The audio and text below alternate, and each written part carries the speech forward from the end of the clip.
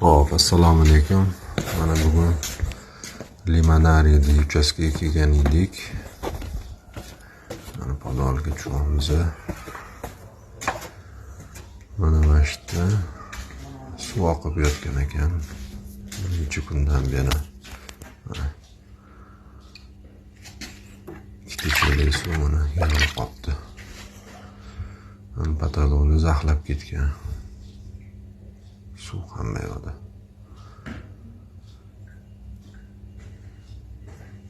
Tekshirdik.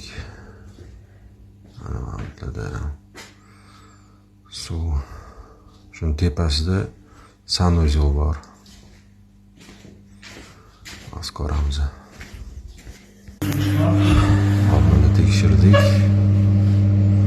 Mana smesitel orqasida eksentrikdan suv chiqib yotgan ekan.